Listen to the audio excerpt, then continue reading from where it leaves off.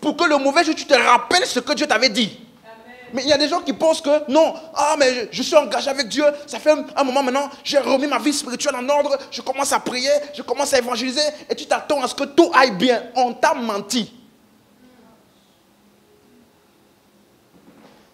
Dès le moment où tu fais une liaison entre ton engagement avec Dieu et les circonstances de ta vie, tu ne seras jamais ferme, inébranlable et quoi? Travaillant de mieux en mieux.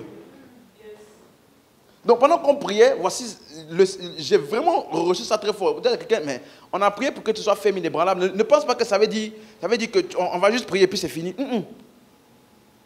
La vie spirituelle est faite de combat. Ton engagement avec Dieu est combattu et sera combattu jusqu'à la fin de ta vie sur la terre. Donc tu dois être conscient que je suis dans une lutte, dans une guerre, dans un combat. Les circonstances veulent m'affaiblir. Les événements autour de moi veulent m'affaiblir, veulent faire en sorte que j'oublie les choses de Dieu pour me concentrer sur eux. Mais je dois combattre. Je suis allé prêcher pour quelqu'un et puis il n'a pas accepté l'évangile. Je dois repartir. C'est la mentalité du combat. Si tu n'as pas cette mentalité, tu ne peux pas faire des grandes choses avec Dieu. Ah non, mais ça n'a pas marché. Ah, j'ai laissé tomber. C'est un combat. Donc, celui qui a la mentalité qu'il est dans un combat, il sait qu'il peut prendre des coups. Quand je prends des coups, je me lève, je continue à avancer. Mais toi, tu penses que tout va être nickel, rien ne va arriver, tout va rouler sur des roulettes, tous les événements et les circonstances vont couler, tout va bien. Et le jour où quelque chose ne va pas, on voit déjà que ça ne va pas. C'est un combat. Et seulement ceux qui ont la mentalité des combattants vont jusqu'au bout. Amen. Ils achèvent leur course. Yes. Quelqu'un a compris? C'est clair pour quelqu'un? Donc, implémente ça. N'aie pas des fausses attentes. Ah non, quand je sais Dieu, non, tu dois aller bien ici, tu dois aller bien là-bas. Ah, mais je vais me marier et pas trouver. On s'en fout. C'est Dieu. Il y a des gens qui servent Dieu et quand tu regardes leur vie naturelle, tu as l'impression qu'ils ont échoué.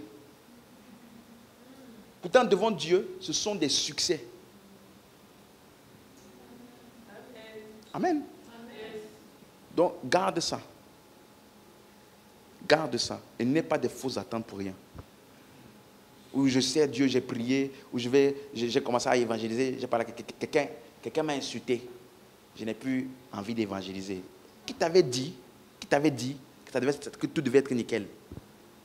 N'as-tu pas lu dimanche dernier? Paul, on l'a lapidé, laissé pour mort. Il s'est relevé, il est parti évangéliser dans la ville d'à côté. Ça veut dire qu'il s'attendait à ça. L'effet d'un coup sur toi est moindre quand tu t'attends à ça. Mais quand tu te mens à toi-même que ça ne peut jamais m'arriver, le jour où ça t'arrive, tu tombes des nues. Donc je t'annonce, tu auras des coups. Tu vas venir pour prier à l'église, tu vas venir pour servir, tu vas venir pour prêcher comme moi là, alors qu'à côté, ça ne marche pas.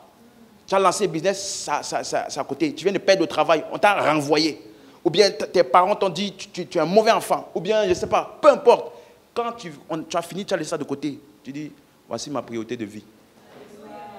Donc, quel que soit ce qui se passe à gauche, quel que soit ce qui se passe à droite, Paul dit, pourvu. Je ne fais aucun cas de ma vie comme si elle m'était précieuse. Pourvu que j'accomplisse ma course. Donc ça ne va pas au travail, mais au moins je sens que j'ai accompli ma course. Ça ne va pas là-bas, mais au moins j'ai accompli ma course. Donc aucun de ces événements-là ne va me faire m'arrêter. Quand tu as cette mentalité, tu vas aller loin. Tu vas aller loin. Alléluia. Quelqu'un, tout le monde a compris ça? Je pense que c'était pour quelqu'un. Amen, amen. Amen. Donc, fais-moi de rentrer dans l'enseignement. Père, nous te rendons grâce et nous te disons merci pour cet enseignement de ce soir encore. Nous demandons que les yeux de nos cœurs soient illuminés par la connaissance et la révélation de Christ, que nous puissions te contempler, toi le Dieu guérisseur, qui guérit encore et encore, et dont la nature n'a pas changé. Illumine les yeux de nos cœurs et que cette révélation soit imprégnée dans nos cœurs, afin que nous te contemplions, toi le seul vrai Dieu et celui que tu as envoyé, Jésus-Christ. Et ensemble, en tant qu'Église, Jésus est glorifié et nous sommes édifiés. Dans le nom de Jésus, Amen. Alléluia. Donc nous sommes en train de parler de la guérison divine.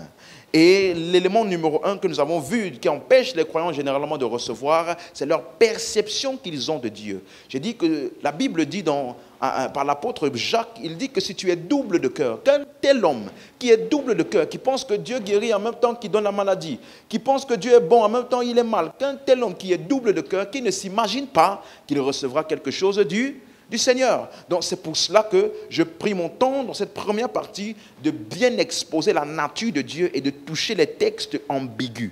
Nous avons vu dans Jean chapitre 1 verset 18, il dit « Personne n'a jamais vu Dieu, le Fils unique qui est dans le sein du Père, c'est lui qui l'a fait connaître. » Donc on a dit Jésus-Christ est la révélation exacte et parfaite du Père.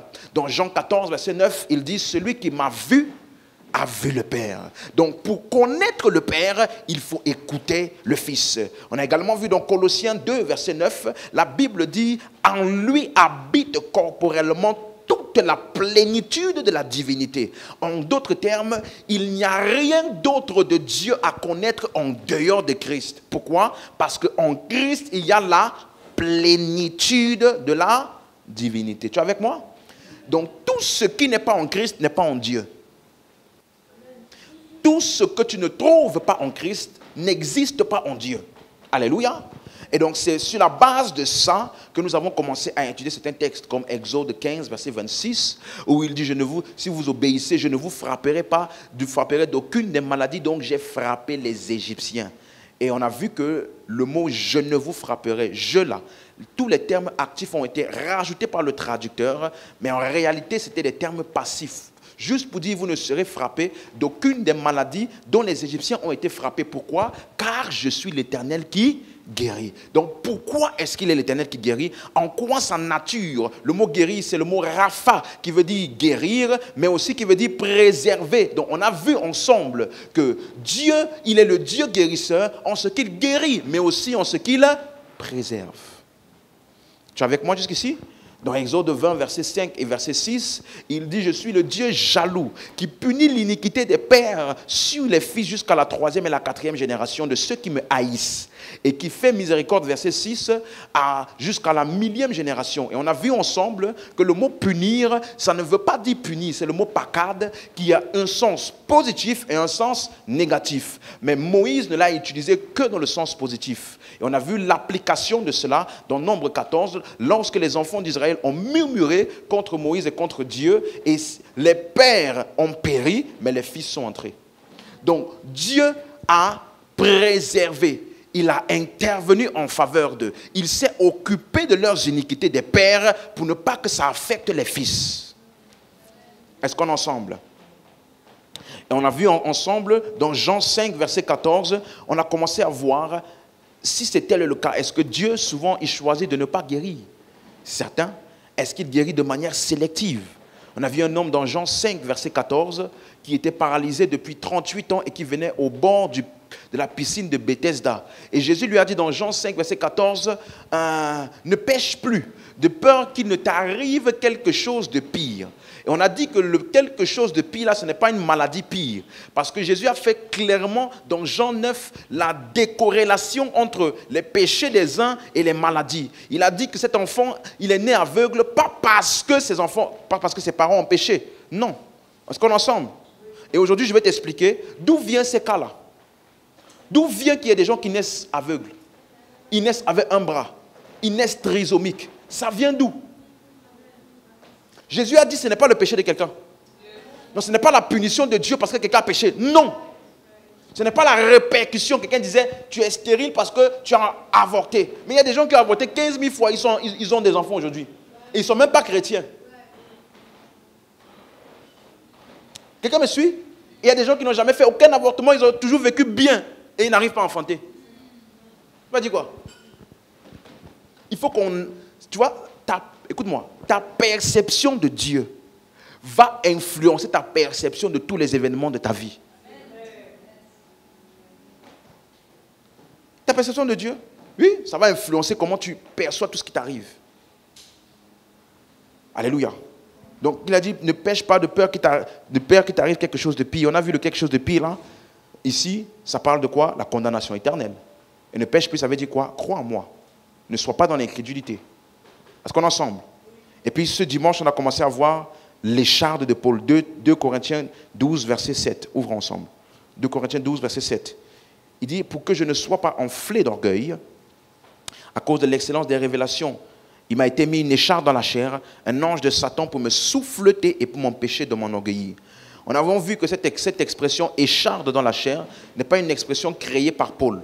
C'est une expression qui existait déjà dans l'Ancien Testament. Dans Nombre chapitre 33, verset 55, il dit, mais si vous ne chassez pas devant vous les habitants du pays, ceux d'entre eux que vous laisserez seront comme des épines dans vos yeux, des échardes dans vos côtés, ils seront vos ennemis dans le pays où vous allez habiter. Donc ici, c'est utilisé pour des ennemis, des gens qui s'opposent à toi. Donc écharde dans la chair, ce n'est pas une expression littérale, c'est une expression figurative de tout ce qui s'oppose à toi, des personnes qui sont contre toi, des personnes qui te veulent du mal. Est-ce qu'on est ensemble? Et donc, c'est pour cela que dans 2 Corinthiens 12, verset 7, il dit, une écharde dans la chair m'a été mise. Il appelle cela un ange de Satan pour me souffleter. On a vu que le mot souffleter, ça veut dire quoi? Pour ceux qui se rappellent? Ça veut dire frapper, de coups, traiter avec violence. Est-ce qu'on est ensemble? Et donc, on a vu que ça, verset 10, maintenant, nous aide à comprendre. Verset 10, de 2 Corinthiens 12, verset 10, il dit, c'est pourquoi je me plais dans les faiblesses. Donc, ce qu'il a appelé écharde dans la chair, c'est ça qu'il appelle ici mes faiblesses. Qu'est-ce qu'il appelle faiblesse? Les outrages, calamités, persécutions, les détresses pour Christ. Car quand je suis faible, c'est alors que je suis fort. Donc, qui est l'ange de Satan dont il a appelé? On a vu le mot ange, ça veut dire agélos, qui ne parle pas toujours des anges, ça veut dire messager. Donc, c'est utilisé des fois pour les anges, c'est aussi utilisé pour les hommes. Quelqu'un me suit? C'est-à-dire les messagers. Et je peux même te troubler un peu. Dans 1 Timothée 3, verset 16. 1 Timothée 3, verset 16. Regardez ce qu'il dit.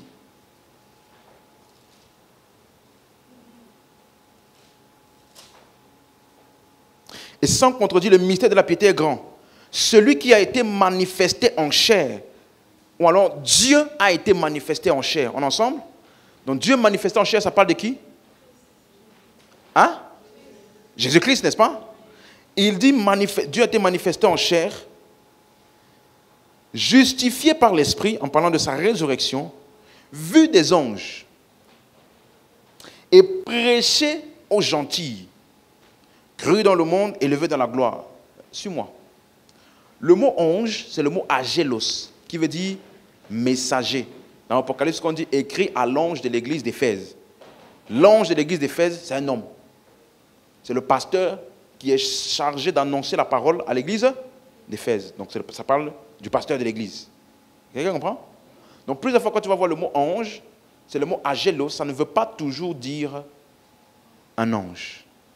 Maintenant, il te dit ici que le mystère de la piété, c'est-à-dire sans contredire ce que nous tous nous croyons. La confession commune que nous avons tous. C'est-à-dire la charte de notre croyance à tous. Il dit Dieu a été fait homme. N'est-ce pas? Quand Dieu a été fait homme là, il a été justifié en esprit ou ressuscité. Troisièmement, il a été vu des anges. J'ai une question. En quoi est-ce que le fait que Dieu soit vu des anges, Dieu fait homme soit vu des anges, en quoi c'est l'évangile?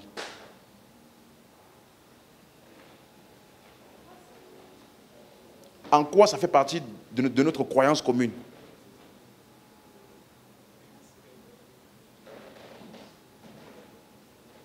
Mais n'oubliez pas, ange ne veut pas dire toujours vu de qui? Quand il a été incarné, la parole a été faite, elle a habité parmi nous. Et nous l'avons. Donc, qui sont ceux qui ont vu Dieu manifesté en chair là? Est-ce les anges célestes ou sont ceux qu'on appelait les messagers ou les témoins de sa résurrection?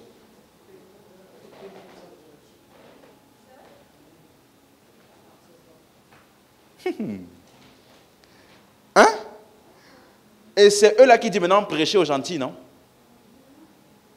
Cru dans le monde, élevé dans la gloire.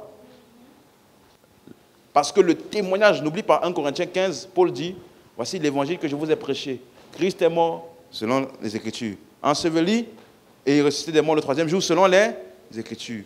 Il continue au verset 4 en disant, il a été vu de ses faces et des 12.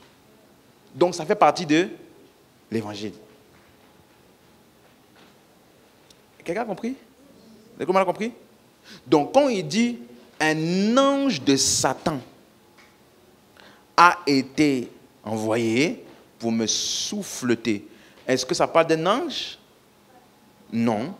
Parce qu'après il dit les outrages, les détresses. Donc ça parle de qui? Des hommes influencés par le diable pour faire quoi? Le persécuter. Amen, amen, amen. C'est ça qu'on a vu dimanche, n'est-ce pas? Donc les chartes dans la chair, c'est quoi? Dans tous les lieux où il allait prêcher, il y avait toujours des gens qui en voulaient à sa vie. Des gens pour le persécuter. Amen. Et c'est dans ce cadre-là que dans Galates chapitre 4, verset 13, il a dit, vous savez que ce fut à cause d'une infirmité de la chair que je vous ai pour la première fois annoncé l'évangile.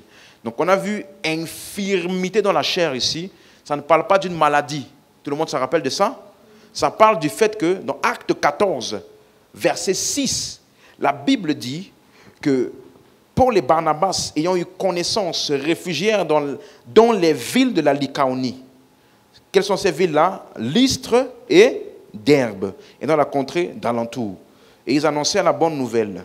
À Lystre, se tenant un homme impotent des pieds boiteux de naissance, qui n'avait jamais marché, il écoutait parler Paul, et Paul, fixant les regards sur lui, et voyant qu'il avait la foi pour être guéri, dit d'une voix forte, « Lève-toi droit sur tes pieds. » Il se leva d'un bond et marcha. Donc, ils ont prêché à Lystre. Alors, on est ensemble? Verset 19. Alors, suivant d'Antioche et d'Icône, des Juifs qui gagnèrent la foule et qui, après avoir lapidé Paul, le traînèrent hors de la ville pensant qu'il était mort. Ça s'est passé où? À Lystre. Et je vous ai dit qu'il y avait la Lycaonie, qui est une province de Galatie, de la Galatie. Et dans Lycaonie, là, il y avait deux villes, Lystre et Derbe. Donc, Lystre et Derbe sont deux villes de la Lycaonie qui est en Galatie. C'est clair? Donc, Paul dit qu'à Lystre, il a été lapidé, laissé pour mort. Qu'est-ce qu'il a fait juste après? Verset 20. Mais les disciples l'ayant entouré, il se leva et entra dans la ville. Et le lendemain, il partit pour Derbe avec Barnabas. Ok? Donc, qu'est-ce qu'ils ont fait à Derbe? Verset 21. Un instant, Voilà, c'est ça. Donc, qu'est-ce qu'ils ont fait à Derbe?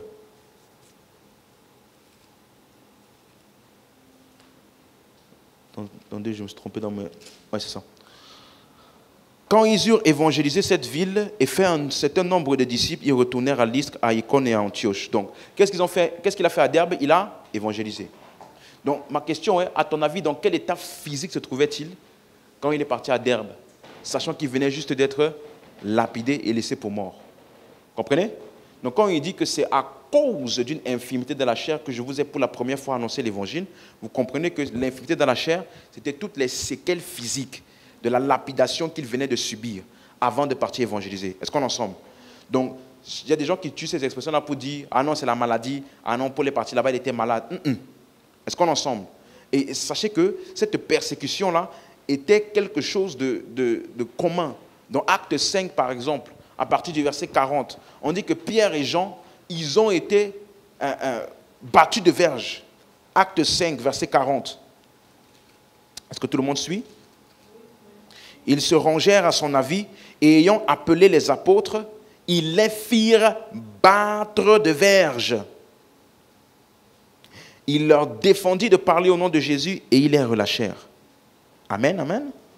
Verset 41, quelle était leur réaction? Ils ont pleuré, ils ont déprimé. Ils ont dit, on ne veut plus servir Dieu. Hein? Qu'est-ce qu'ils ont fait? Les apôtres se retirèrent de devant le Sanhédrin, comment? Joyeux d'avoir été jugés dignes de subir des outrages pour le nom de Jésus. Ça veut dire, subir les outrages pour le nom de Jésus, là, il faut en être digne. C'est un honneur. C'est un honneur. Parce qu'on ne peut pas te persécuter si tu ne déranges pas le camp ennemi. Pourquoi va-t-il déployer ses agents pour toi? Quelqu'un disait, si Satan ne te combat pas, ça veut dire que certainement... Vous ne connaissez pas ça? Et si Satan ne te combat pas, ça veut dire que certainement... Vous êtes du même côté. Alléluia. Donc, ils ont été battus. Et on leur a ordonné de ne plus prêcher au nom de Jésus. Donc, imagine-toi, quand ils sont allés retrouver les leurs, dans quel état physique te trouvaient-ils? Parce que quand on dit battre de verge, là, c'est pas comme on a pris une ceinture. On ne fait plus ça, hein? Non, hein? La verge, là, ça laisse des marques. Quelqu'un me comprend? Et on a vu ensemble que ça fait partie des marques de serviteurs de Christ. Qui ici est ministre de Christ? Qui est ministre de Christ? Il y en a, il ne veut pas lever la main. Tu es ministre de Christ ou pas? Donc tu renies Jésus? Qui est ministre de Christ? Il dit, je suis ministre de Christ. Alléluia. Donc dans 2 Corinthiens chapitre 11, à partir du verset 23, il dit, sont-ils ministres de Christ? Je parle en homme qui extravague. Je le suis plus encore. Donc qu'est-ce qui atteste d'un ministre de Christ? Qu'est-ce qui témoigne de sa fonction et de son office de ministre de Christ? Il dit, je le suis plus encore par les travaux, bien plus par les coups, bien plus par les emprisonnements, bien plus souvent en danger de mort. 5 fois, j'ai reçu des Juifs 40 coups moins 1. 3 fois, j'ai été battu de verge. 1 fois, j'ai été lapidé. 3 fois, j'ai fait naufrage. J'ai passé 1 jour et 1 nuit dans l'abîme. Fréquemment en voyage, j'ai été en péril sur les fleuves, en péril parmi les brigands, en péril de la part de ceux de ma nation, en péril de la part des païens, en péril dans les villes, en péril dans les déserts, en péril sur la mer, en péril parmi les faux frères. Regarde son CV. On dit, c'est quoi ton CV? Voilà ça. Le CV d'un ministre de Christ, voilà ça. Donc un ministre de Christ est connu pour les coups qu'il a pris. Il est connu pour les challenges qu'il a eus et malgré lesquels il a continué à servir. Donc, suis-moi, un ministre de Christ est connu, il est attesté par les miracles qu'il fait, par le message qu'il prêche et par les outrages qu'il a subis pour ce message. Tu n'es pas encore un ministre de ce message tant que tu n'as pas subi à cause de ce message. Quelqu'un me comprend? Parce que le message de Christ est un message à contre-courant du monde. Donc si tu te tiens pour ce message, tu vas subir des outrages. Quelqu'un me comprend? Donc est-ce que tout le monde est d'accord quand il dit des écharpes, j'ai une écharpe dans la chair? Est-ce qu'on est d'accord, c'est une figure de style pour expliquer les oppositions et les persécutions qu'il a eues? Oui? Parce qu'il a, et ce qu'il a appelé un ange de Satan, ça fait référence à qui? Donc, est-ce des êtres célestes ou des hommes? Des hommes. Ok? Donc, des hommes qui ont œuvré contre sa vie et contre son message. C'est clair? Donc, personne ne peut utiliser ce texte-là pour dire que la guérison n'est pas toujours disponible et que des fois, Dieu peut choisir de ne pas guérir. Parce qu'il dit, j'ai prié 3 fois et puis Dieu m'a dit, ma grâce te suffit. Donc, la grâce de Dieu suffit à un ministre qui est persécuté.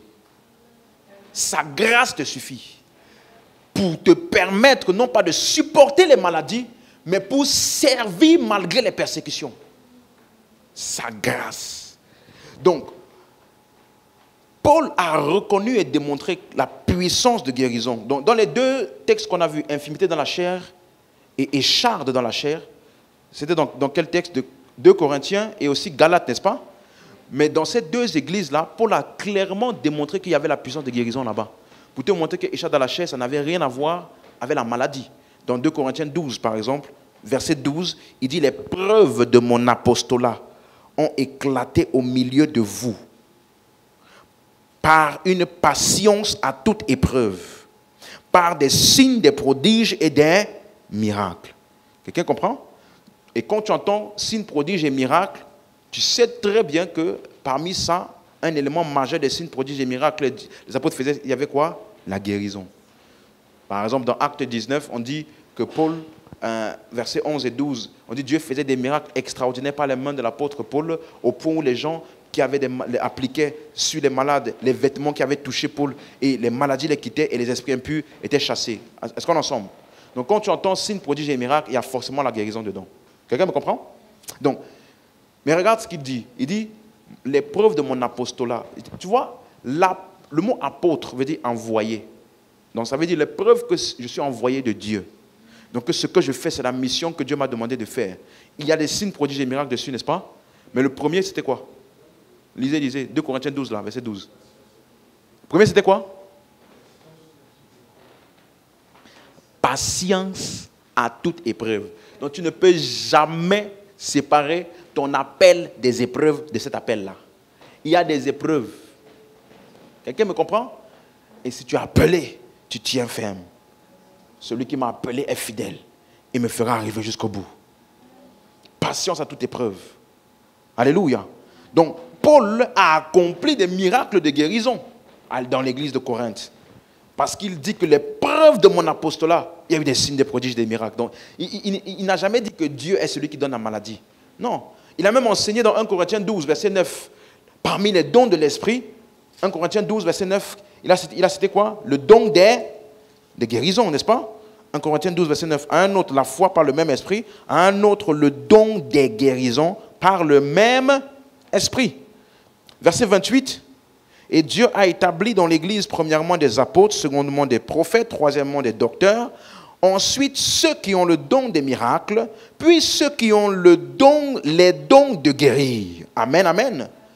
Donc, dans l'église de Corinthe, c'est clair que l'apôtre Paul a fait des miracles de guérison et a enseigné sur la guérison. Il n'a jamais dit que Dieu ne guérit pas. Même chose dans l'église de Galates. Dans Galates chapitre 3, verset 5. Alléluia. Quelqu'un avec moi ce soir? Galates chapitre 3, verset 5. Celui qui vous accorde l'esprit et qui opère des miracles parmi vous, le fait-il donc par les œuvres de la loi ou par la prédication de la foi? Donc, est-ce que dans l'église de Corinthe, y avait-il des miracles? L'église de Galate, pardon. Est-ce que dans l'église de Galate, il y avait des miracles? Oui. Celui qui opère des miracles. Et n'oubliez pas que la Galatie, bon, tout comme Corinthe, était en Asie. Et la Bible dit, dans Acte 15, verset 12, que là, l'apôtre Paul a fait beaucoup de miracles dans l'Asie. Acte 15, verset 12, par exemple. Acte 15, verset 12. Toute l'assemblée garda le silence et l'on écouta Barnabas et Paul qui racontèrent tous les miracles et les prodiges que Dieu avait faits par eux au milieu des païens. Acte 19, verset 10. Acte 19, verset 10. Cela dura 2 ans de sorte que tous ceux qui habitaient l'Asie, juifs et grecs, entendirent la parole du Seigneur. Et Dieu faisait des miracles extraordinaires par les mains de Paul. Donc ça c'était où? En Asie, dans laquelle il y a la Galatie. Est-ce qu'on est ensemble jusqu'ici? Donc ce serait totalement erroné de penser ou de dire que Paul a prêché la maladie comme un signe de la volonté de Dieu. Non, jamais. Ça c'est dénaturer l'évangile de Christ que lui-même il a prêché. Mais il a reconnu par les expressions écharpe dans la chair ou bien l'expression infirmité dans la chair qu'il a subi les préjudices des persécutions. Il a reconnu qu'un ange de Satan, ça veut dire qu'il y avait des hommes inspirés par le diable qui étaient envoyés ou inspirés du diable pour le persécuter. Et c'est une des raisons pour laquelle nous devons beaucoup prier pour les serviteurs de Dieu. Alléluia. Nous devons prier pour les serviteurs de Dieu. Parce qu'il y a des complots, il y a des circonstances, il y a des choses qui se font. Tout le monde n'est pas content de te voir prêcher l'évangile. Hein? Tout le monde n'est pas heureux de te voir manifester Christ. Donc, tu vas voir qu'une des prières principales que Paul a demandé, on va voir ça, c'est de prier pour lui. Regardez par exemple 2 Thessaloniciens 3. 2 Thessaloniciens 3, verset 1. Donc dans tes sujets de prière quotidiens, voici un des sujets de prière que tu ne dois jamais louper. Hein. Tu n'as pas fait un jour sans prier pour ton pasteur. Dis à ton voisin, tu n'as pas fait un jour sans prier pour ton pasteur.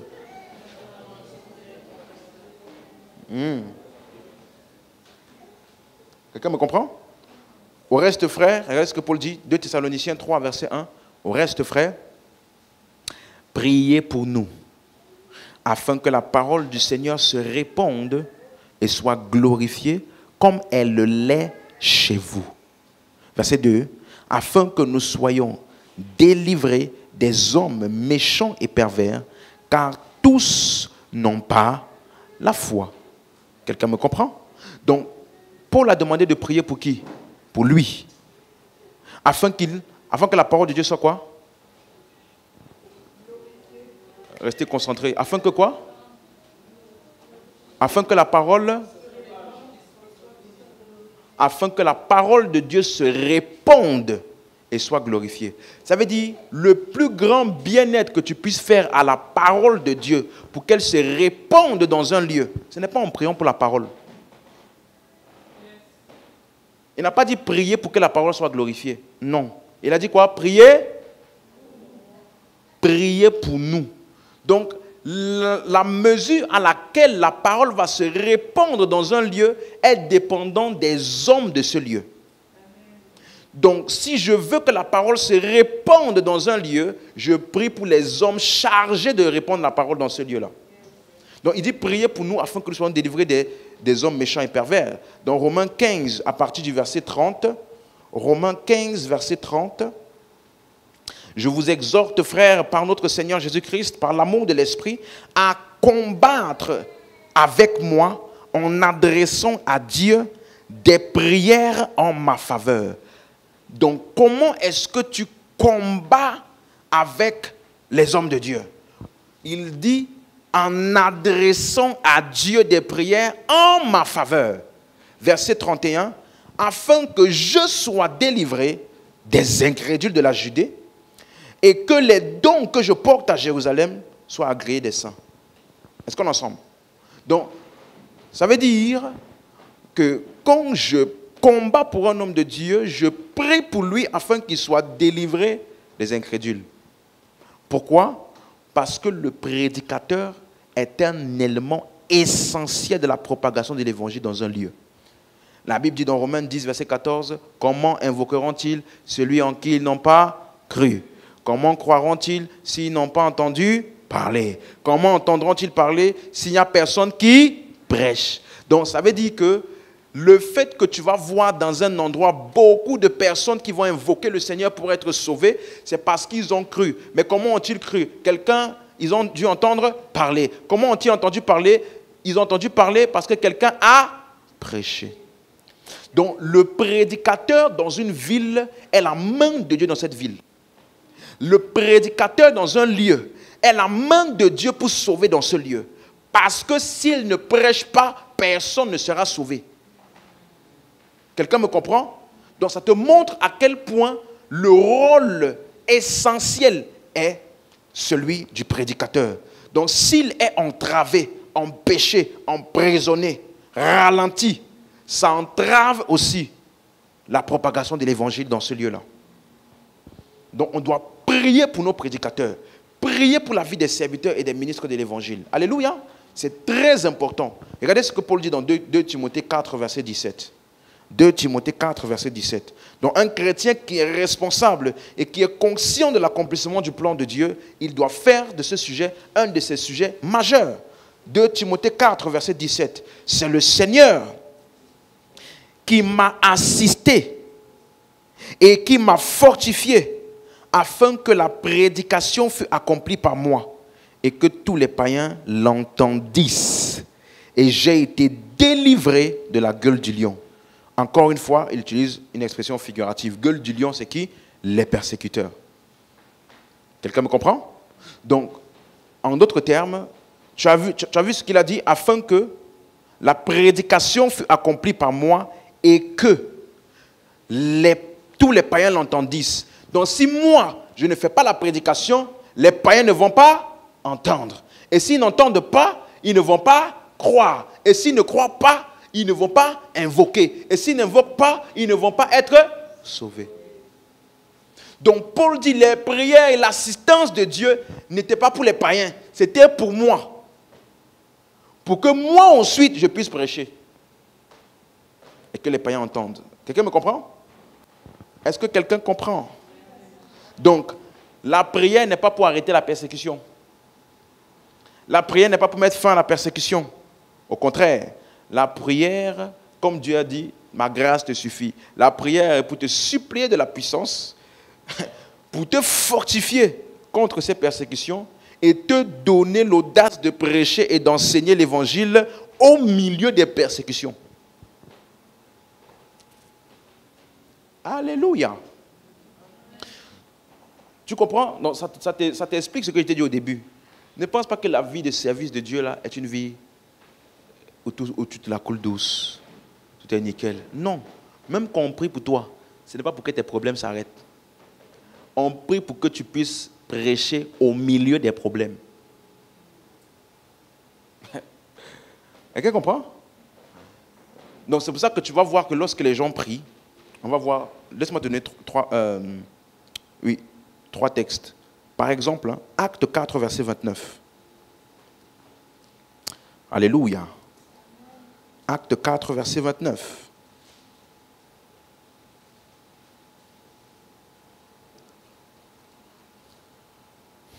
Donc, comment prier?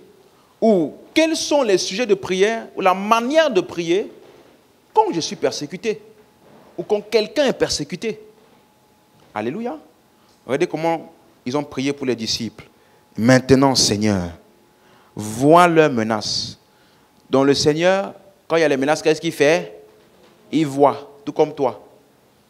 Il constate aussi. Seigneur, vois leurs menaces. Oui, il voit. Mais qu'est-ce qu'il fait? Donne à tes serviteurs d'annoncer ta parole avec quoi? Une pleine assurance. Donc, quelle est l'aide de Dieu pour un ministre de l'évangile en pleine persécution? L'aider, le fortifier pour qu'il puisse prêcher avec quoi? Assurance. Donc, quand je méditais dessus, voici un point important. Ça veut dire que aussi important qu'est le message que nous prêchons, n'est-ce pas? C'est aussi important comment nous le prêchons. Ils n'ont pas dit, Seigneur, donne à tes serviteurs d'annoncer ta parole. Hein? C'est ça qu'ils ont prié? Ils ont dit qu'il donne à tes serviteurs de faire quoi? Donc ça veut dire que un bon prédicateur, ce n'est pas juste celui qui annonce le bon message, mais il annonce avec une pleine assurance. Regardez comment c'est récurrent. Éphésiens 6, verset 19. Éphésiens 6, verset 19. Éphésiens 6, verset 19. Paul encore, il dit, priez pour moi, afin qu'il me soit donné, quand j'ouvre la bouche, de faire connaître, comment? Et donc, hardiment et librement, est-ce que c'est le message ou c'est la manière de prêcher le message? Donc, tu vois que Paul prie, pas pour le message, pour qu'il puisse prêcher le message là de la bonne manière. Regarde le verset 20. Il dit, hardiment et librement le mystère de l'évangile, pour lequel je suis ambassadeur dans les chaînes. Note bien dans les chaînes là. Et que j'en parle, comment? Et que j'en parle comment? Avec assurance. Comme je dois en parler. Donc, ça veut dire qu'il y a une manière de parler. Ce n'est pas suffisant de juste prêcher. Jésus est mort pour toi. Il t'aime. Il est ressuscité pour toi. Il faut qu'on voit et qu'on constate une assurance et une audace qui accompagne le message que tu prêches. Donc, quelqu'un qui prêche le message de manière molle ne fait pas du bien à ce message-là. Mais une chose peut te ramollir dans ta prédication, c'est ce qu'on appelle les chaînes. Donc il dit, priez pour moi parce que je suis dans les chaînes. Il ne faut pas que ma condition des chaînes-là empiète sur comment je vais prêcher ce que j'ai à prêcher. Il n'a pas dit... Quelqu'un comprend? Vous avez compris? Donc, priez pour que je puisse annoncer hardiment et librement. Colossiens 4, verset 3. Colossiens 4, verset 3. Persévérez dans la prière, veillez avec action de grâce. Priez en même temps pour nous, afin que Dieu nous ouvre une porte pour la parole, en sorte que je puisse annoncer le mystère de Christ pour lequel je suis dans les chaînes et le faire connaître comme je dois en parler. Encore une fois, il y a le comme je dois en parler. Est-ce que c'est clair pour quelqu'un? Donc, pourquoi est-ce que c'est important de prier? Pour qu'il puisse parler comme il doit en parler, parce qu'il est dans les chaînes. Donc, il a des circonstances qui peuvent empiéter ou influencer comment il prêche et ce qu'il prêche. Est-ce que tout le monde a suivi? Donc, quand nous prions ce genre de prière, le prédicateur est fortifié et s'il est dans les chaînes, il va être délivré. C'est ça qu'il appelle être délivré. Vous allez voir ce genre d'exemple, par exemple, dans Acte 12, où ils ont tué Étienne dans Acte 7. Ils ont tué Jacques dans Acte 12, verset 1. L'Église a finalement appris que quand nos leaders sont en danger, on doit prier. Dans Acte 7, ils n'ont rien fait. Étienne est mort. Dans Acte 12, ils n'ont rien fait. Jacques est mort. Ils ont maintenant pris Pierre. On dit non. Lui là, il ne partira pas. Et la Bible dit au verset 5, et l'Église ne cessait d'adresser pour lui des prières à Dieu. Et quand tu vas lire la suite, un ange est venu et l'a délivré. Donc, qu'est-ce qui a provoqué la délivrance? La prière. Alléluia. Donc, bientôt, je vais t'enseigner dessus. Ce qu'on appelle... Il n'y a rien qui active le ministère des anges dans ta vie, comme la prière. Tu me suis? Tu ne pries pas beaucoup, tu n'expérimenteras pas le ministère des anges. Or, ils nous ont été donnés par Dieu pour nous ministrer. Quelqu'un me comprend? Donc, c'est important de prier. Parce que s'il n'avait pas prié, l'ange ne serait pas venu là-bas. L'ange est venu en réponse à leur prière. De la même manière que l'ange a dit à Daniel, je suis venu à cause de tes paroles. Dès le premier jour où tu as eu à cœur de prier, j'ai été envoyé. Donc sa prière a libéré, enclenché le ministère des anges. Jésus a dit lorsqu'il a été arrêté par Hérode, et que Pierre a coupé l'oreille du garde, il a dit, mais ne crois-tu pas que je peux invoquer mon Père maintenant? Et puis il va m'envoyer 12 légions d'anges. Donc les légions là vont être libérées parce qu'il a invoqué. Donc tu vois qu'il y a des gens qui ne comprennent pas pourquoi on leur dit de prier. C'est pour ton propre avantage. C'est pour ton propre avantage. Alléluia. Donc, est-ce que c'est clair? Maintenant, laisse-moi rentrer dans un point important ce soir. C'est clair pour tout le monde? Donc, écharpe dans la chair, infimité, ce sont les persécutions. Et quand un chrétien est persécuté, il doit prier. Il doit prier. On doit prier pour lui. Lui, il doit prier pour ceux qui sont persécutés. C'est comme ça qu'on réagit. Mais il ne doit pas s'arrêter. Dis-moi, moi, je ne m'arrête pas. Ni à cause des persécutions, ni à cause de quoi que ce soit. C'est un chemin sans retour. Oui. Jésus a dit, quand tu mets la main à la charrue, même regarder en arrière, tu ne regardes pas. Oh non, vraiment, quand je ne savais pas encore Dieu, vraiment. Oh, non, on n'a pas de nostalgie. On est devant. Pas de regarder en arrière. Alléluia. Donc, est-ce que c'est clair maintenant si je dis que c'est erroné donc de considérer Dieu comme celui qui en même temps guérit, en même temps donne la maladie? Et sous-entendre que Paul, en disant écharpe dans la chair, a révélé que Dieu pouvait choisir de ne pas guérir. Non, c'est une interprétation erronée. Amen. Mais il y a un point important que toi et moi, on doit savoir sur la maladie, ou plutôt sur le corps, qui est exposé dans les épîtres de Paul. Lisons quelques textes et après je vais te poser une question. En ensemble, on va juste lire. Romains chapitre 6, verset 12. Romains chapitre 6, verset 12. Que le péché ne règne donc point dans votre corps, comment? Dis ça plus fort. Votre corps, comment? Ok. Romains 8, verset 11. Et si l'esprit de celui qui a ressuscité Jésus d'entre les morts habite en vous, celui qui a ressuscité Christ d'entre les morts rendra aussi la vie à vos corps, comment? Mortels. 1 Corinthiens 15, verset 53. 1 Corinthiens 15, verset 53. Car il faut que ce corps corruptible revête l'incorruptibilité et que ce corps mortel revête l'immortalité. Lorsque ce corps corruptible aura revêtu l'incorruptibilité et que ce corps mortel aura revêtu l'immortalité, alors s'accomplira la parole qui est écrite, la mort a été engloutie dans la victoire. 2 Corinthiens 4, verset 11. Est-ce que vous retenez les termes qui sont employés pour décrire le corps humain? Hein? Ok. 2 Corinthiens 4, verset 11. 2 Corinthiens 4, verset 11. Car nous qui vivons, nous sommes sans cesse livrés à la mort à cause de Jésus, afin que la vie de Jésus soit aussi manifestée dans notre chair, comment? Mortelle. Qui a une autre version à la place de chair mortelle? Dans la Bible 2 21, qu'est-ce qui est écrit? Corps mortel. Quelle est une autre version? Peu importe.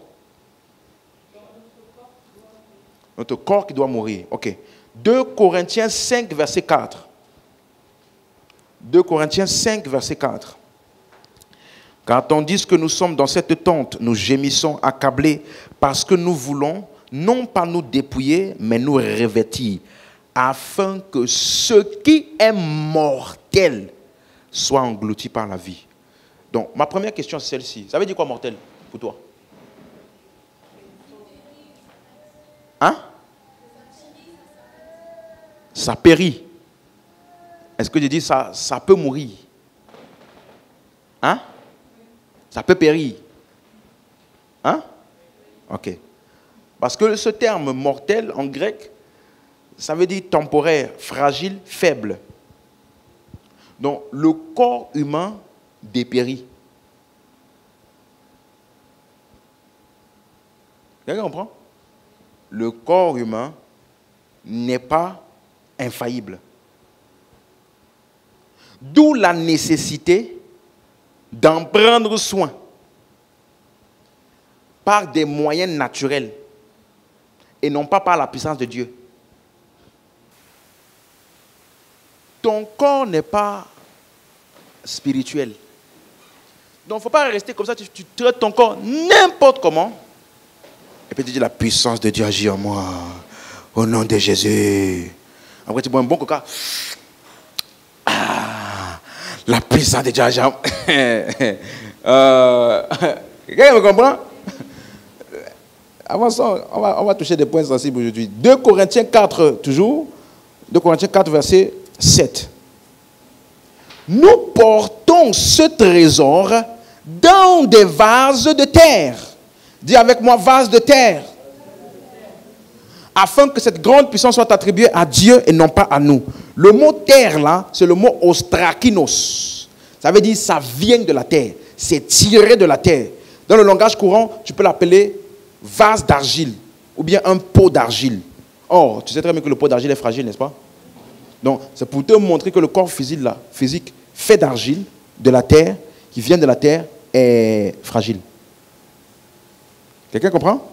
Donc, Paul décrit le corps physique comme étant le récipient de la puissance de Dieu, le récipient du trésor. Donc, suis-moi, mon corps n'est pas la puissance de Dieu. Mon corps est le récipient de la puissance de Dieu. Mais le fait qu'il y ait la puissance de Dieu dedans n'a pas changé le fait que c'est un vase de terre. Quelqu'un comprend ce que j'explique? Donc, tu as en toi l'esprit de Dieu, la puissance de Dieu. Mais cette puissance de Dieu en toi n'a pas changé la nature de ton corps.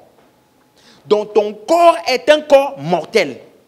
Ton corps est un vase de terre. Tu n'en prends pas soin, ça dépérit.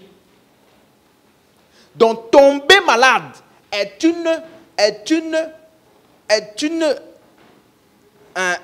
quel terme je vais pas employer pour ne pas embrouiller quelqu'un, est une possibilité du corps.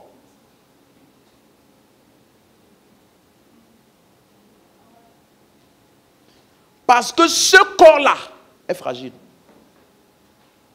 Tu le mets dans le froid sans te couvrir. Il ne faut pas dire la puissance de Dieu est en moi. Au nom de Jésus. In the name of Jesus. Le froid ne m'atteindra pas au nom de Jésus. Et puis tu vas dans le froid en t-shirt. Après tu reviens. Tchoum. Tchoum. Quelqu'un comprend ce qu'il explique? Parce qu'il y a des gens qui sont insensés. Ton corps est comment? Mortel. Mais ton corps a été racheté par un grand prix. 1 Corinthiens 6, verset 19. Ne savez-vous pas que votre corps est le temple du Saint-Esprit que vous avez reçu et qui est en vous? Et que vous ne vous appartenez pas à vous-même. Verset 20. 1 Corinthiens 6, verset 20.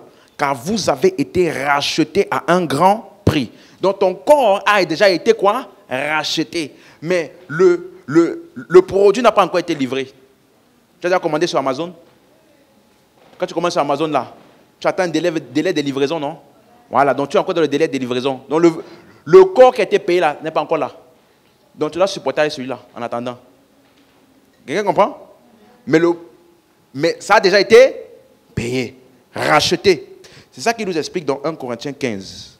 Donc laisse-moi toucher ça rapidement. Il y a des gens qui pensent qui disent, oh l'enlèvement, oh est-ce qu'on va t'enlever? Est-ce que tu seras enlevé? Le jour de l'enlèvement, qu'est-ce qui va se passer? Est-ce que tu vas disparaître? Est-ce que? Le jour de l'enlèvement, moi je crois en l'enlèvement, hein, mais pas l'enlèvement des gens là. Ce qu'eux ils enseignent là. Un autre. Regarde ce qu'il dit. 1 Corinthiens 15, verset 51. Voici, je vous dis un mystère. Tu avais moi un mystère. Tu sais que Paul est le seul qui a expliqué ça dans les Écritures. Personne d'autre n'a expliqué ça. Ça là. Que Paul. Même Jésus n'a pas expliqué ça. Alléluia. Donc, suis bien. Il dit, voici, je vous dis un mystère. Nous ne mourrons pas tous. Mais tous nous serons quoi? Nous serons quoi? Ok. En un instant, en un clin d'œil, à la dernière trompette. Donc, quand tu entends le son de la trompette, tout ça là, ça ne parle pas d'une disparition. Ça parle d'un changement. Dans les films où on te dit, oh, fiou, le pasteur n'est plus là. Son costume est là. Sa Bible est là. Ses habits sont là. Et puis il a fait fiou. Il n'y a pas de fiou. Il n'y aura pas fiou, il y aura changement. Mais nous serons tous quoi? Changés. En un clin d'œil. Les morts ressusciteront comment? Incorruptibles. Et nous serons changés. De quel changement parle-t-il? Est-ce que moi qui étais au chômage, je vais trouver un travail? Non. Verset 53. Car il faut que ce corps, comment? Donc, pour l'instant, dans ce corps, il est comment? Ça veut dire quoi, corruptible? Qui peut dépérir. Il faut que ce corps revête l'incorruptibilité et que ce corps mortel revête quoi? L'immortalité. Et lorsque ce corps corruptible aura revêtu l'incorruptibilité et que ce corps mortel aura revêtu l'immortalité, alors s'accomplira la parole qui est écrite, la mort a été engloutie dans la victoire. Un autre texte qui explique ça, Romains chapitre 8, verset 11. Romains chapitre 8, verset 11. Et si l'esprit de celui qui a ressuscité Jésus d'entre les morts habite en vous. L'esprit de qui? L'esprit de qui? L'esprit de celui qui a ressuscité Jésus d'entre les morts habite où? En vous. Celui qui a ressuscité Christ d'entre les morts rendra aussi la vie à vos corps comment? Mortels. Rendre la vie à vos corps mortels, est-ce au présent ou au futur? Hein? Ça veut dire que pour l'instant, ton corps est comment? C'est clair? Donc, ça arrivera dans le futur. Comment? Par son esprit qui habite où? Donc, la substance de l'enlèvement est déjà en toi. Ça n'a pas besoin de ta prière. Ça n'a pas besoin de ta prière. Ça a juste besoin d'attendre le temps. Ce qu'on appelle le jour de la rédemption. C'est comme une bombe à retardement. Tu vois, on a mis le minuteur dessus. Ça attend juste l'heure où ça doit bombarder, c'est tout. Ça ne dépend pas de toi. Quelqu'un comprend? Donc l'esprit qui va revêtir nos corps, il va le rendre immortel, est déjà en nous. C'est pour cela maintenant que verset 18, il dit, j'estime que les souffrances du temps présent ne sauraient être comparées à la gloire à venir. Donc, qu'est-ce qu'il a appelé les souffrances du temps présent? La mortalité du corps ne saurait être comparée à la gloire à venir. La gloire à venir, c'est quoi? Le corps incorruptible. Ah, c'est très bien. Verset 19. Maintenant, tu vas comprendre ce verset-là. Verset populaire. Aussi, la création attend-elle avec un ardent désir la révélation des fils de Dieu. Le monde du travail attend ta révélation, bien-aimé. Arrête de rester chez toi à la maison. Le monde de la politique attend que tu puisses briller, mon frère. Le monde des affaires. Tu dois avoir la révélation, attends ta révélation. La création attend la révélation des fils de Dieu. Qu'est-ce qu'il a appelé révélation des fils de Dieu? La gloire à venir. Qu'est-ce qu'il appelait gloire à venir? Il rendra la vie à vos corps mortels. Tu as vu comment on nous a blagué? Même moi j'ai prêché ça. Donc quand je me moque là, je me moque de moi-même. Faut pas. Verset 20. Car la création a été soumise à la vanité, non de son gré, mais à cause de celui qui l'y a soumise, avec l'espérance qu'elle aussi sera affranchie de la servitude de la corruption. Donc tu vois que ce qu'on appelle la corruption là, c'est une servitude. Ça veut dire que tu es enchaîné, emprisonné, tu es voué à dépérir. La servitude de la corruption. Mais il dit que la création, donc la création entière aussi, est aussi dans la servitude là. C'est pourquoi la terre aujourd'hui n'a rien à voir avec la terre il y a 1000 ans. J'ai fait une formation récemment sur les trucs de climat, là, climat, environnement. Ils nous ont forcé à faire ça au travail. Donc, j'ai fait. Et puis, ils ont montré l'évolution de... Comment ils appellent le truc là? Changement climatique. Et puis, j'ai oublié le thème là. Tu vois comment la Terre se réchauffe. L'effet des serres et l'effet de tout ça là sur la Terre. Ils ont montré comment depuis la venue de la révolution industrielle, des machines et tout, ça a monté de manière exponentielle. Ça veut dire en 100 ans, la Terre s'est plus détériorée que dans les 900 dernières années. Tu suis? Parce que maintenant, là, il y a les machines, les usines qui produisent tout ça, ça pollue de manière exponentielle. Donc, la Terre aujourd'hui dépérit. Et même sans ces agents-là, la Terre elle-même est vieillie aussi. C'est pour ça qu'il y a des endroits tremblements de terre. Pourquoi? La Terre dépérit. Quelqu'un comprend? Elle vieillit. C'est pour cela que tu vas voir, il dit que cette création-là, elle veut aussi être affranchie de la servitude de la corruption pour avoir part à la liberté de la gloire des enfants de Dieu. Donc les enfants de Dieu seront affranchis et ils vont expérimenter la liberté de la gloire. Quelqu'un comprend? Verset 22. Or, nous savons que jusqu'à ce jour, la création tout entière soupire et souffre les douleurs de l'enfantement. Voilà d'où viennent les tremblements de terre. Voilà d'où viennent les tsunamis. La création, là, elle soupire. Elle est soumise à la corruption, tout comme le corps de l'homme. Parce que n'oublie pas que le corps de l'homme a été tiré de la terre. Verset 23. Et ce n'est pas elle seulement, mais nous aussi, qui avons les prémices de l'esprit. Nous aussi, nous soupirons en nous-mêmes. Regarde ce texte. Il dit que nous soupirons en nous-mêmes à cause de ce corps mortel, en attendant l'adoption, la rédemption du corps. Tu vois ça? Donc, qui soupire? Nous. Mais nous avons quoi? Les prémices de l'esprit, qui est l'avant-goût de l'éternité qui nous attend, l'avant-goût de l'immortalité qui nous attend. Et nous soupirons. Donc, l'esprit là nous aide à tenir bon dans ce corps-là, jusqu'au jour de la rédemption. C'est pour ça maintenant qu'au verset 26 du même chapitre, qu'est-ce qu'il te dit?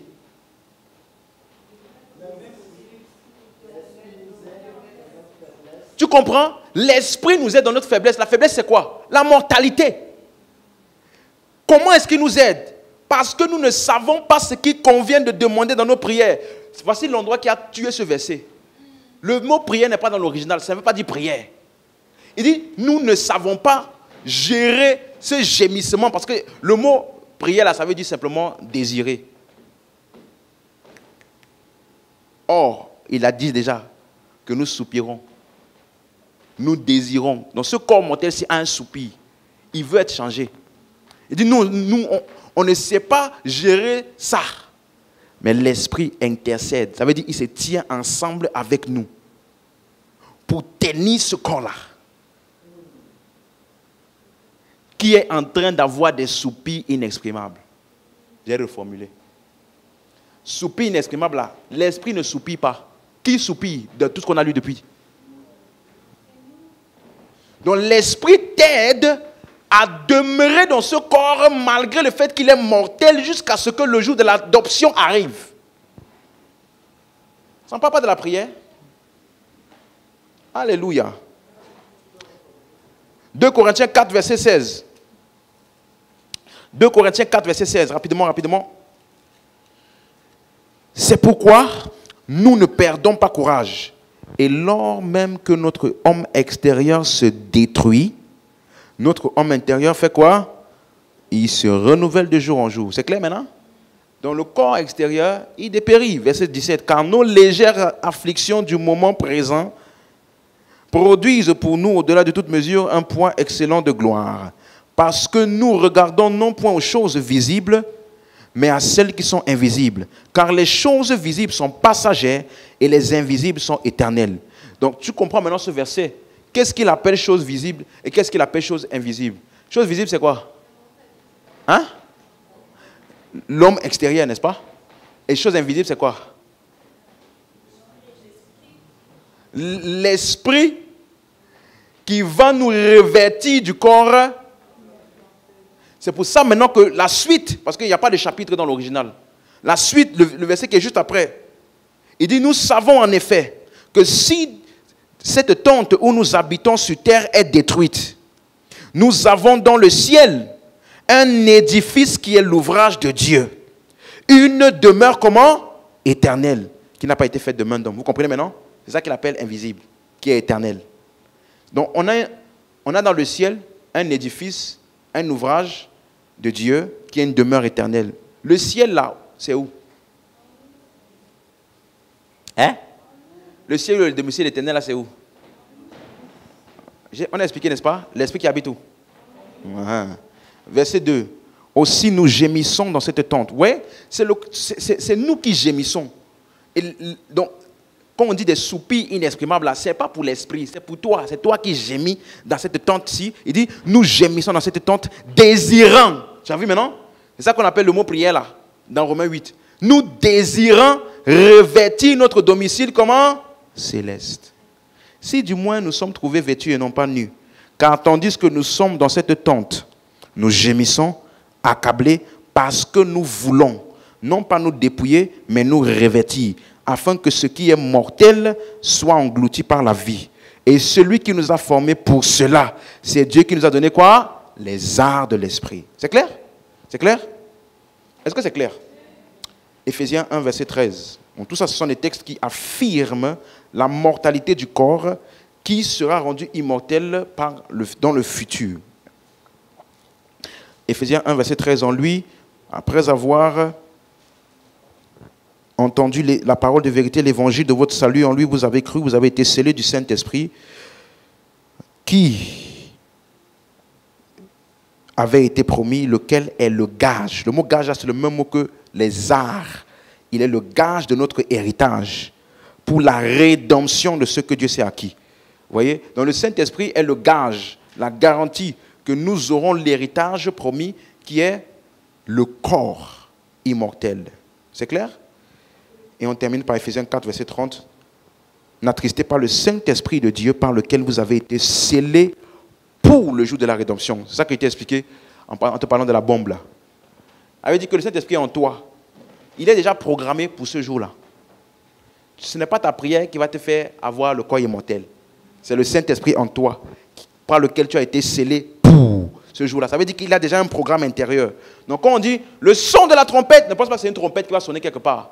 Non, non, non, c'est le signal que l'esprit va recevoir pour enclencher l'œuvre de revêtement du corps immortel. Donc, ça ne veut pas dire que tes oreilles vont entendre une trompette. Ça veut dire que la vie éternelle en toi va être enclenchée pour qu'elle submerge ton corps. Est-ce que je parle à quelqu'un? Donc, nous, on ne prie pas pour l'enlèvement. Tu n'as pas besoin de prier pour ça. Tu as déjà l'enlèvement en toi. C'est juste que le compte à rebours n'est pas encore arrivé à son terme. C'est juste ça. Donc, en attendant ça, puisque, imagine-toi, tu as déjà commandé, imagine-toi, j'avais donné cet exemple-là au tout début de l'église quand j'avais enseigné sur ça. J'avais dit, imagine-toi, tu as commandé une télé 4K. Tu vois la télé 4K? Bon, ça, c'est pas 4K.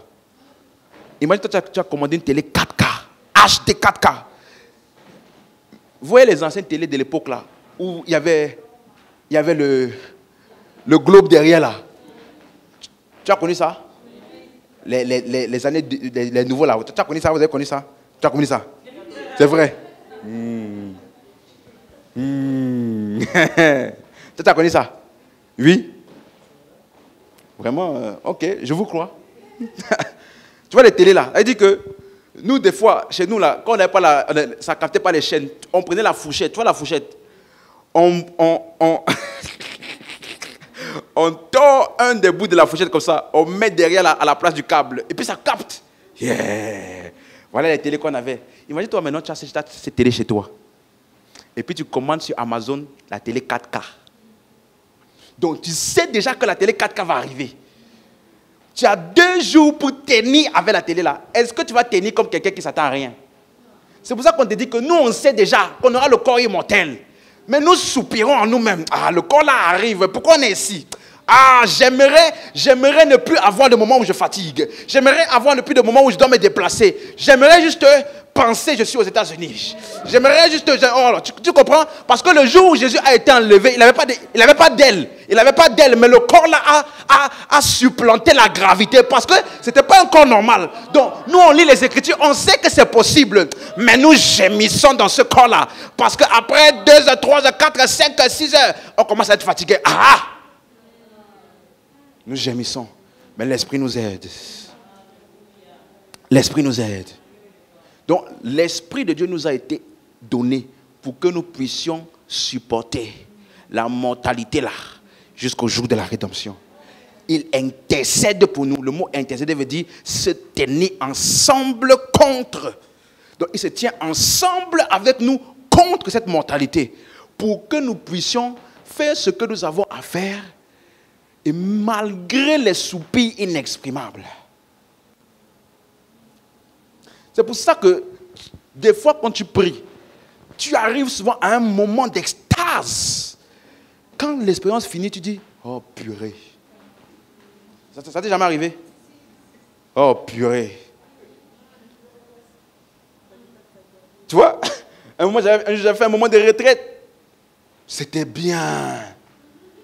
Et puis j'ai fini. Dès que je suis sorti, j'entends les ping, ping. J'ai dit, oh purée. Ah, j'étais dans mon... Hein? Donc l'Esprit de Dieu nous aide à supporter pour accomplir notre course. Vous comprenez maintenant? Est-ce que c'est clair? Donc maintenant, laisse-moi te donner un texte. Donc, est-ce que c'est clair? Donc, ton corps, suis-moi. Donc ça veut dire que, je sais qu'il y a des gens qui disent, oh non, j'ai la vie de Dieu en moi, je ne peux pas tomber malade, je ne tombe pas malade. Non, frère, tu blagues. Le corps est mortel. Tu me suis? Ça veut dire que quelqu'un qui va, on va voir ça dans la suite, hein, mais pour marcher dans la guérison ou la santé divine, il ne faut pas que la puissance de Dieu. Quelqu'un qui est en pleine santé, régulièrement et constamment, il y a 3 éléments. Il y a la puissance de Dieu, il y a le soin du corps. Parce que tu peux finir d'être guéri maintenant. Ne vous êtes-vous jamais demandé pourquoi Jésus vient de guérir? Marc 5, verset 43 à 44. Jésus vient de guérir un... Laisse-moi lire ça pour toi. Il vient de ressusciter la fille de Jairus. N'est-ce pas? La fille de Jairus venait d'être ressuscitée. Marc chapitre 5.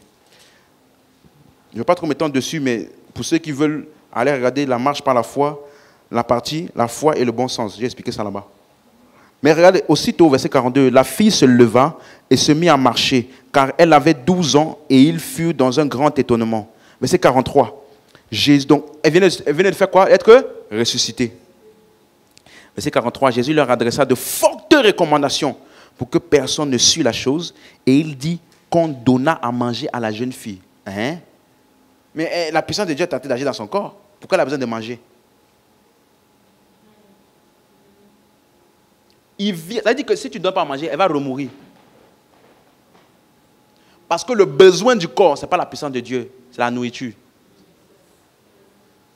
La puissance de Dieu aide ton corps à refonctionner. La nourriture t'aide à maintenir.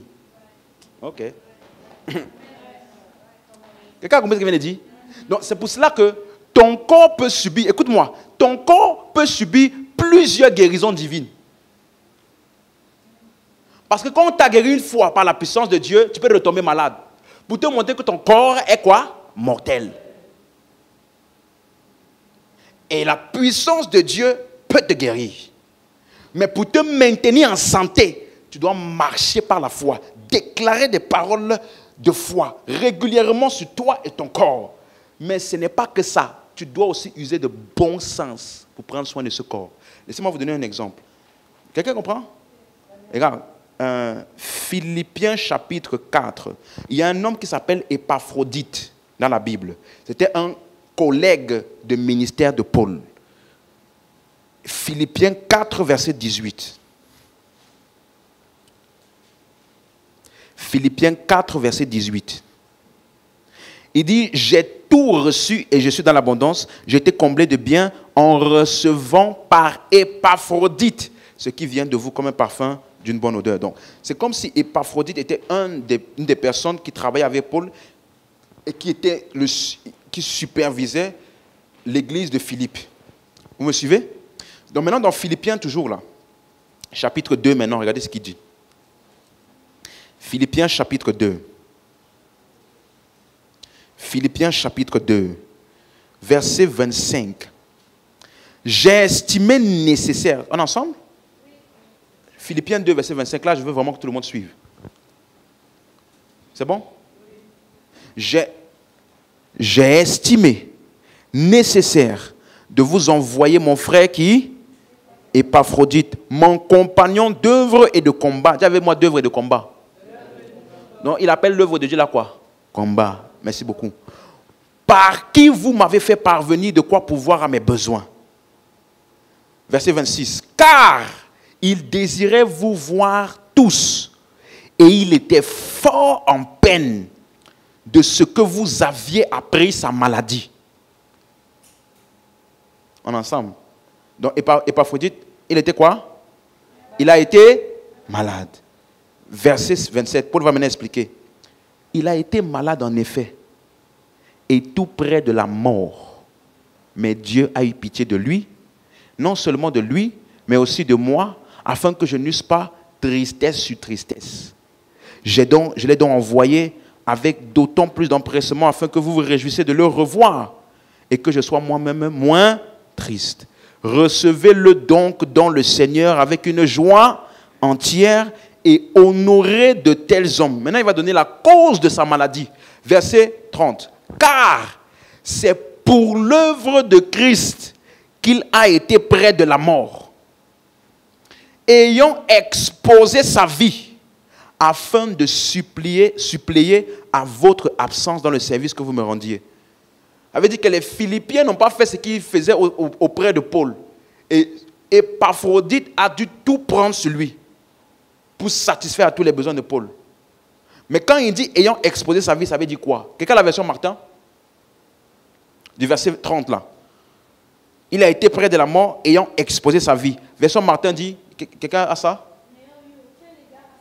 N'ayant eu aucun égard à sa propre vie. Ça veut dire quoi? Il a négligé son corps. Ça veut dire qu'il a dû ne pas prendre en compte les lois naturelles, les choses essentielles du corps, dont le corps a besoin, comme le sommeil, comme le repos, comme la nourriture, comme entre autres choses. Quelqu'un comprend? Donc, Le corps physique a besoin de nourriture et a besoin de certains éléments qui ne sont pas la puissance de Dieu. Le corps humain n'est pas maintenu par la puissance de Dieu. Il est maintenu par des choses naturelles. Regardez Genèse 1, verset 29. Quelqu'un avec moi? Donc, il ne faut pas être insensé. Écoutez le message que je prêche. Oh, Dieu guérit. Il est le Dieu guérisseur. Et puis tu négliges ton corps et puis tu dis le Dieu guérisseur. Est-ce que quelqu'un avec moi? Genèse 1, verset 29. Lisons. Et Dieu dit, voici, je vous donne. Qui parle? Je vous donne toute herbe portant de la semence et qui est à la surface de toute la terre, tout arbre ayant en lui du fruit d'arbre et portant de la semence, ce sera votre... Mais vous ne lisez pas? Ce sera votre quoi? Donc la nourriture de ton corps, ce n'est pas la puissance de Dieu. La nourriture de ton corps, ce n'est pas la parole. La nourriture de ton corps, c'est la nourriture. Donne-moi l'amen. Il y en a là, oh non, moi je crois en la puissance de Dieu. Et puis tu négliges ton corps. La puissance de Dieu n'est pas contre le fait de prendre soin de son corps, de se reposer, de manger sainement. Regardez ce qu'il dit, Proverbe 23, verset 21. Proverbe 23, verset 21. Proverbe 23, verset 21. Car l'ivrogne et celui qui se livre à des excès s'appauvrissent. Et l'assoupissement fait porter des haillons. Il appelle ça celui qui fait des excès. Quelqu'un a une autre version? Non, une autre version, celui qui se livre des excès. Peut-être Martin?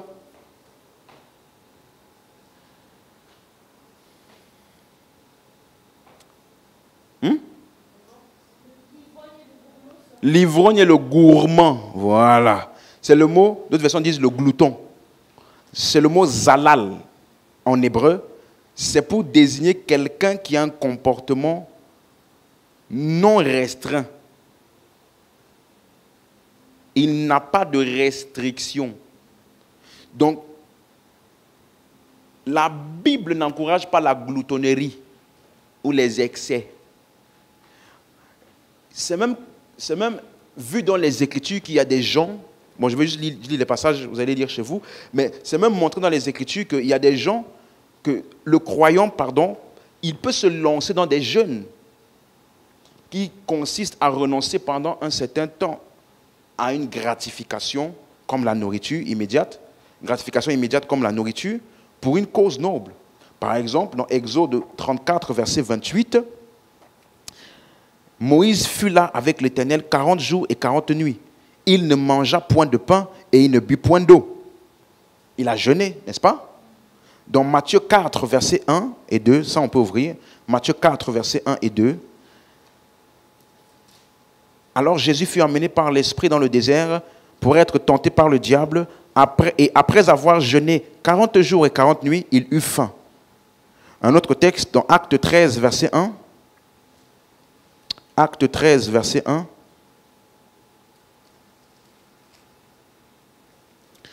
Il y avait dans l'église d'Antioche des prophètes et des docteurs, Barnabas, Simeon appelé Niger, Lucius, Manahen, qui avait été élevé avec Hérode le tétrarque et Saul.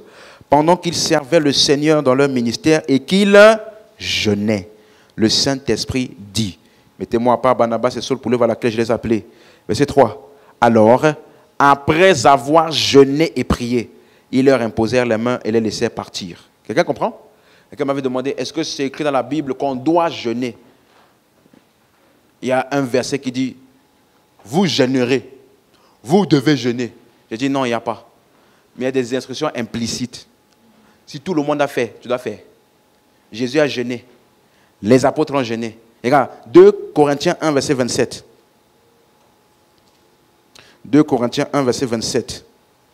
J'ai été dans le travail, c'est Paul qui parle, hein. J'ai été dans le travail, dans la peine, exposé à de nombreuses veilles, à la faim et à la soif, à des jeûnes multipliés. Donc il fait bien la différence entre la faim et les jeûnes. Tout le monde a lu? Il dit, j'ai été exposé à quoi? À la faim et à la soif. Et après, il dit, à des jeûnes multipliés. Donc, jeûner, ça ne veut pas dire être à jeun. Quelqu'un a compris? C'est-à-dire que tu n'as pas juste mangé. Non. Amen. Donc, laissez-moi conclure. Revenons dans Philippiens 2, là. Philippiens 2, verset 26. Est-ce que c'est clair? Philippiens 2, verset 26. Car il désirait vous voir tous. Et il était fort en peine de ce que vous aviez appris, sa maladie. Alléluia. Et donc, verset 30, il dit, c'est pour l'œuvre de Christ qu'il a été près de la mort, ayant exposé sa vie, afin de suppléer à votre absence dans le service que vous me rendiez. Donc, ici, c'est clair que Paul, pendant Épaphrodite, il ne prenait pas soin de lui à cause du service qu'il devait rendre à Paul. Vous avez compris? Et donc, Paul, au lieu de le décourager de ne plus servir, ou bien au lieu de dire, c'est Dieu qui t'a rendu malade, Paul, il a dit la vérité. Il a dit, Dieu a eu pitié de lui. Afin que je n'ai pas tristesse sur tristesse. Regarde comment il décrit la maladie. Il décrit la maladie comme quelque chose qui amène la tristesse. Comment ça peut venir de Dieu? Parce que ce mot tristesse, c'est le mot lupé, L-U-P-E. Ça veut dire affliction, douleur, chagrin. Donc il décrit la maladie comme objet de douleur, de chagrin. Comment ça peut venir de Dieu? Non. Amen, amen. Mais il dit plutôt que Dieu a eu pitié de lui. Quelqu'un comprend? Donc c'est important pour tout le monde d'être conscient que Dieu, sa fonction dans la maladie, c'est de faire quoi? Guérir. Mais le croyant, à cause du fait que son corps est comment? Son corps est comment? Il doit appliquer les lois naturelles du corps. Manger correctement, se reposer, faire de l'exercice. Tout ça là, c'est pour ton corps. Donc tu ne peux pas dire, je reçois ma guérison au nom de Jésus. Et après tu manges et tu fais des choses qui vont détériorer ton corps. Tu n'es pas sage. Parce que Jésus a ressuscité quelqu'un. Et puis il a dit, donnez-lui à manger. Ça veut dire que la puissance de Dieu a sa place. Et le naturel a sa place. Les deux ne sont pas contradictoires. Au contraire, les deux sont complémentaires. Donc, tu comprends maintenant d'où viennent les cas de naissance défaillante. Pourquoi quelqu'un va naître avec un seul bras? Pourquoi quelqu'un va naître aveugle?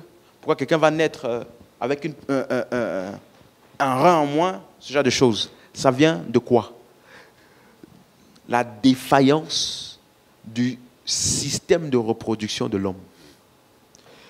Dieu a établi une loi que chacun se reproduit selon sa propre espèce. Ça veut dire que cette loi-là est sur la terre. Ça ne dépend pas de Dieu, ça dépend des hommes. Ça veut dire que quelqu'un, c'est pour ça qu'un homme peut violer une femme et puis il y a l'enfant. Hein? Parce que la loi là n'a pas de sentiment. Ce n'est pas dépendant de... Non, c'est une loi. Si tu appliques la loi, le résultat est vu. Et donc cette loi de reproduction, à cause de la corruptibilité de ce corps maintenant, peut être défaillant. Vous avez compris? Mais il y a la puissance de Dieu qui vient maintenant aider aux défaillances du corps. Donc chaque chose a sa place. Amen? C'est clair pour tout le monde? Donc il ne faut pas être insensé. La puissance de Dieu ne remplace pas les choses naturelles. La puissance de Dieu n'est pas contre les médicaments. Ce n'est pas parce que tu as pris un comprimé que tu ne crois pas à la puissance de Dieu ou que ça a arrêté la puissance de Dieu. Non. On est ensemble? On va bien expliquer ça dans la suite. Amen, amen. On peut se lever. Alléluia. Donc, écharpe dans la chair, un Épaphrodite qui était malade, infirmité dans la chair. Aucun de ces textes n'est en train d'affirmer que Dieu permet, donne ou inflige de maladies. Est-ce qu'on est ensemble? Dieu est le Dieu guérisseur. Alléluia. et il a toujours plaisir à guérir. Amen, amen. Élève la voix, tu rends grâce à Dieu pour cette parole. Merci Seigneur. Te rendons grâce et nous te disons merci. Merci pour le renouvellement de nos intelligences par la parole. Nous sommes reconnaissants. Merci encore pour tout ce que tu dis et fais et de ce que chacun de nous, individuellement et à travers nous, nous expérimentions la puissance de guérison. Au nom de Jésus-Christ, Amen.